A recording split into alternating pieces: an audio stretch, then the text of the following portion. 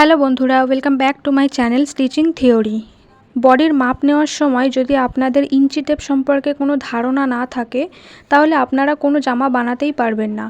আর বেশিরভাগ নতুনরাই ইঞ্চি টেপ সম্পর্কে ভালোভাবে জানে না। তাই আজ আমি একদম সহজভাবে বুঝিয়ে দেব কিভাবে ইঞ্চি সেন্টিমিটারের মাপ চিনবেন। এই মাপগুলোর একটা চার্ট আমি আপনাদের জন্য বানিয়েছি, সেটা আমি ভিডিওর শেষে দিয়ে দেব। তাহলে দেরি না করে আজকের ভিডিও শুরু করা যাক। এই হচ্ছে আমাদের ইঞ্চি টেপ বা ফিতে। এই ছোট নম্বরগুলোকে সেন্টিমিটার বলে, যেমন 1 সেন্টিমিটার, 2 সেন্টিমিটার, 3 সেন্টিমিটার, 4 সেন্টিমিটার, এইভাবে যতটা আছে। আর এই বড় নম্বরগুলোই হলো ইঞ্চির মাপ। এই ইঞ্চির মাপগুলোই সাধারণত ড্রাফটিং বা ফর্মা তৈরির ক্ষেত্রে কাজে লাগে। প্রথমে আছে হাফ ইঞ্চিতে 4 সুত। এই যে ছোট ছোট দাগগুলোকে দেখতে পাচ্ছেন, এগুলোকে সুত বলে। 1 সুত, 2 সুত, 3 সুত, 4 সুত। আর এই 4টে সুত মিলিয়েই কিন্তু আমাদের এখানে হচ্ছে হাফ ইঞ্চি। এই হাফ ইঞ্চির সাথে যদি আরও 2 সুত আমরা অ্যাড করি তাহলে এখানে হয়ে যাচ্ছে পৌনে 1 ইঞ্চি। 6 সুতে পৌনে 1 ইঞ্চি। এর সাথে আরও 2 সুত অ্যাড করলে আমাদের চলে আসছে প্রপার 1 ইঞ্চি। এরপর আমাদের মাপ আছে 1.5 ইঞ্চি সমান সমান 1 ইঞ্চি 4 সুত। তাহলে 1.5 ইঞ্চির জন্য আমরা এখানে 1 ইঞ্চি নিচ্ছি আর তার সাথে 4 সুত নিচ্ছি। আবার দেখুন, যদি 1.5 ইঞ্চির সাথে 2 সুত এক্সট্রা আমি নিই তাহলে আমাদের হয়ে যাচ্ছে পৌনে 2 ইঞ্চি। তারপরে আবার 2 সুত নিলে আমাদের হয়ে যাচ্ছে প্রপার 2 ইঞ্চি। এইভাবেই এক থেকে যতগুলো ইঞ্চি আছে সেগুলোর মাপ নেওয়া হয়ে থাকে।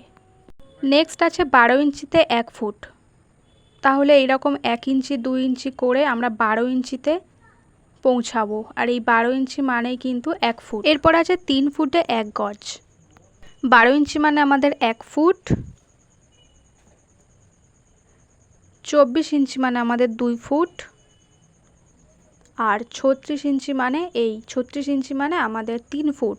তাহলে 3 ফুটে 1 গজ বা 36 ইঞ্চিতে 1 গজ। আবার 2 হাতেও কিন্তু 1 গজ হয়, কিন্তু সবার হাত তো আর সমান নয়, তাই ফিতে ধরেই মাপ নেওয়াটা ভালো। নেক্সট আছে হাফ গজ বা 1 হাতে 18 ইঞ্চি। এই যে 18 ইঞ্চি মানেই কিন্তু হাফ গজ। এরপর আছে 1 গজ সমান সমান 92 সেন্টিমিটার। এর আগে আমরা দেখেছি 3 ফুটে 1 গজ হয় আর 2 হাতে 1 গজ হয়। এবার দেখব 92 সেন্টিমিটারেও কিন্তু 1 গজ হয়। এরপর আছে 39 ইঞ্চিতে 1 মিটার। এই যে দেখতে পাচ্ছেন 39 ইঞ্চিতে কিন্তু 1 মিটার হচ্ছে। আর এর উল্টো পিঠেই দেখতে পারবেন সেন্টিমিটারে, যে যেখানেই 39 শেষ হচ্ছে সেখানেই কিন্তু 100 সেন্টিমিটারও শেষ হচ্ছে। 100 সেন্টিমিটারেও কিন্তু 1 মিটার হয়। এবার আমি বলবো ইঞ্চি সংক্ষেপে আপনারা কিভাবে লিখতে পারেন। অনেক সময় ইঞ্চি লেখাটা অনেক বড় হয়ে যায়, সেটাকেই শর্ট ফর্মে আপনারা কিভাবে লিখবেন। এখানে আমি লিখেছি 8 ইঞ্চি। এবার দেখুন এখানে লিখছি 8, আর অনেকটা কোটেশনের মতো। এটাকেই ইঞ্চি সংকেত বা সংক্ষেপে চিহ্ন বলে। এখানে উদাহরণস্বরূপ আমি আরও দিচ্ছি, দেখুন 3 পাশে ইঞ্চি, আবার হাফ, আবার পাশে ইঞ্চি। সংখ্যার পাশে এরকম চিহ্ন দিয়ে দিলে কিন্তু এই ইঞ্চি লেখাটা লিখতে হবে না। এই চিহ্নটা মানেই কিন্তু ইঞ্চি। এই ছিল আমার আজকের ভিডিও। আশা করি আপনাদের বোঝাতে পেরেছি। আপনারা যদি আমার ডে 1 আর ডে 2 ভিডিওগুলো না দেখে থাকেন তাহলে একবার দেখে আসতে পারেন। এর পরের ভিডিওতে আমি শেখাবো বডির মাপ নেওয়া। তাই ভিডিওগুলি যাতে স্কিপ না হয়ে যায় তার জন্য আমার চ্যানেলটাকে সাবস্ক্রাইব করে রাখুন।